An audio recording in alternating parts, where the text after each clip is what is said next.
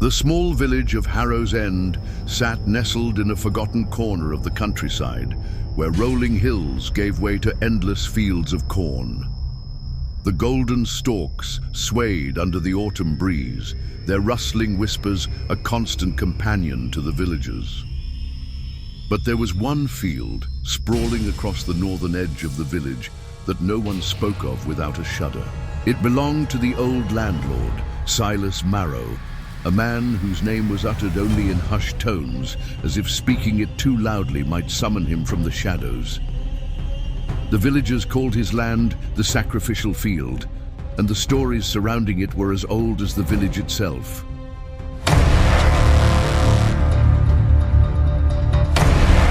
Clara Hawthorne had heard the tales since she was a child. Sitting by the fire, her grandmother would recount the legend of Silas Marrow, the wealthy landlord who centuries ago made a pact with something unholy to ensure his crops never failed. The price, it was said, was blood, a sacrifice demanded by the entity that dwelled in the corn. Every harvest season, someone would vanish, their screams swallowed by the endless rows of stalks. The villagers believed the land was cursed, that Silas's greed had bound it to a malevolent force that still hungered long after his death.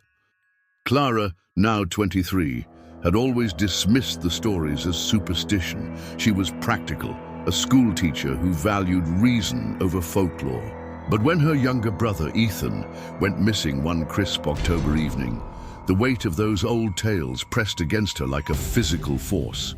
Ethan, only 16, had been last seen near the edge of Marrow's cornfield, chasing a stray dog into the towering stalks. The villagers had searched for hours, their lanterns flickering in the dark, but found no trace of him. The whispers began immediately. The field had claimed another. Clara refused to believe it. She stood at the edge of the cornfield the next morning, staring into the dense, swaying maze. The air was thick with the scent of earth and decay, and the stalks seemed to lean toward her, their leaves brushing against one another like conspiratorial murmurs. Her heart pounded, but she clutched the flashlight in her hand and stepped forward. She would find Ethan, no matter what it took. Of insects were absent, replaced by an oppressive silence that seemed to swallow Clara's footsteps. The rows of corn stretched endlessly before her, their golden tassels catching the weak sunlight filtering through the overcast sky.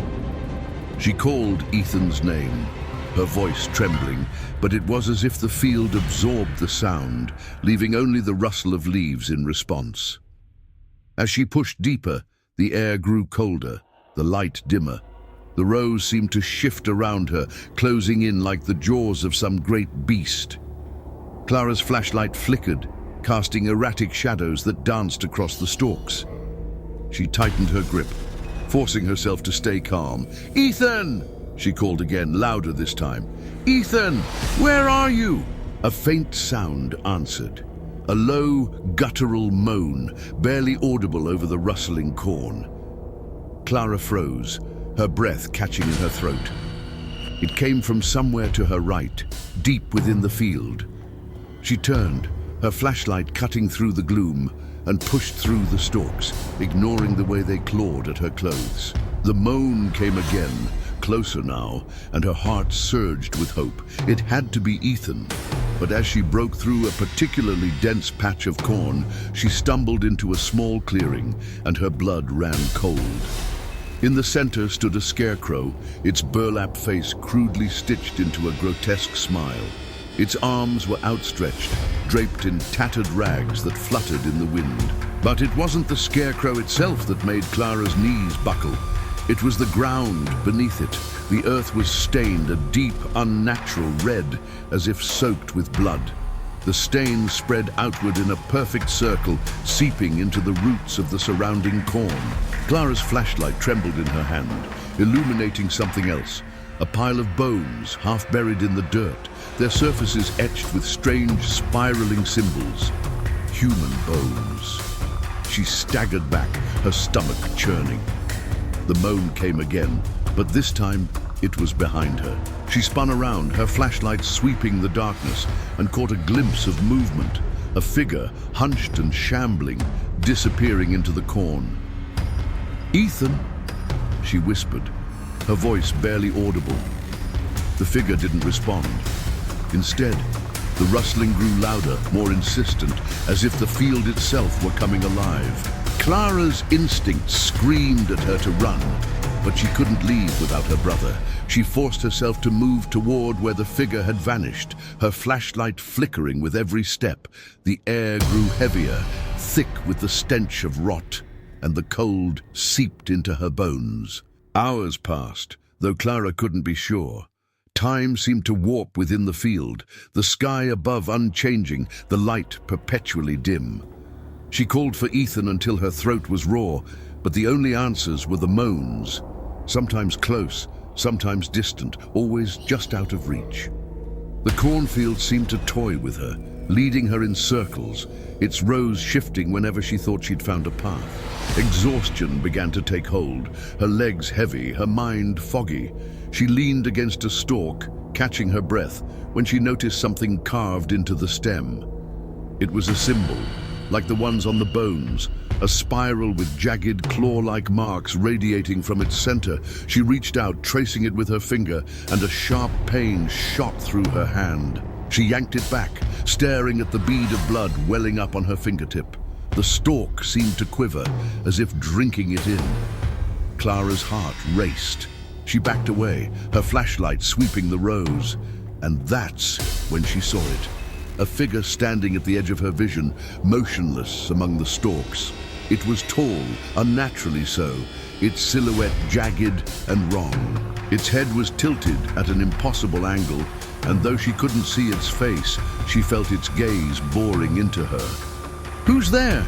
she demanded, her voice shaking. The figure didn't move, but the rustling grew frantic, the stalks thrashing as if caught in a storm. Clara's flashlight flickered again, then went out completely. She smacked it against her palm, but it refused to turn on. Panic clawed at her chest as the darkness closed in, the figure's silhouette now barely visible in the faint light filtering through the corn. And then it spoke. "Blood for the harvest," it rasped, its voice like dry leaves scraping against stone. "The land hungers," Clara screamed, stumbling backward and ran. The corn seemed to part for her, then close behind, guiding her deeper into the field. The figure's voice echoed in her mind, its words sinking into her like poison. She didn't know where she was going, only that she had to escape, but the field wouldn't let her. She didn't know how long she ran. Her lungs burned, her legs trembled, but the cornfield stretched on, endless and unrelenting. Eventually, she collapsed in another clearing, this one larger than the last. In its center stood a massive stone altar, its surface worn smooth by time, but stained with the same red as the earth beneath the scarecrow. More symbols were carved into its edges, glowing faintly in the dim light. Clara's breath hitched as she saw something else, Ethan's jacket, torn and bloodied, draped across the altar. She staggered forward, tears streaming down her face. "No," she whispered, clutching the fabric. "No, no, no." A low chuckle filled the air, chilling her to the bone. She turned and there it was, the figure from before, now fully visible. It was no man, though it wore the guise of one. Its face was a mockery of Silas Marrow's, pieced together from burlap and bone, its eyes empty sockets that seemed to drink in the light. Its limbs were too long, its fingers ending in sharp, blackened claws. The corn bent toward it, as if in worship.